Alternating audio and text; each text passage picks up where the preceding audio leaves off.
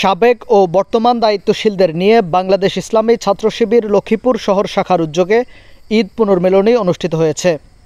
বুধবার 2 এপ্রিল সন্ধ্যায় শহরের শহীদ আহমেদ জায়েদ মিলনায়তনে এই অনুষ্ঠানের আয়োজন করা হয়।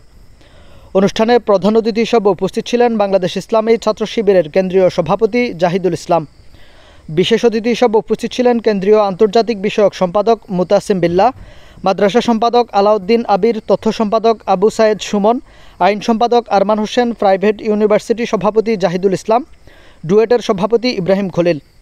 ছাত্র শিবিরের লক্ষ্মীপুর শহর শাখা সভাপতি ফরিদউদ্দিনের সভাপতিত্বে ও সেক্রেটারি আব্দুল আউয়াল হামদুর সঞ্চালনায় এ সময় উপস্থিত ছিলেন লক্ষ্মীপুর জেলা সভাপতি আব্দুর রহমান, সাবেক জেলা সভাপতি আমিনুল ইসলাম মুকুল, আলী আহসান মুরাদ, সাবেক জেলা সেক্রেটারি মমিনুল্লাহ পাটোয়ারি, সাবেক শহর সভাপতি মাহমুদুর রহমান মুরাদ, ফয়েজ আহমেদ, সাবেক জেলা সেক্রেটারি অ্যাডভোকেট নিজামুদ্দিন মাহমুদ প্রমুখ।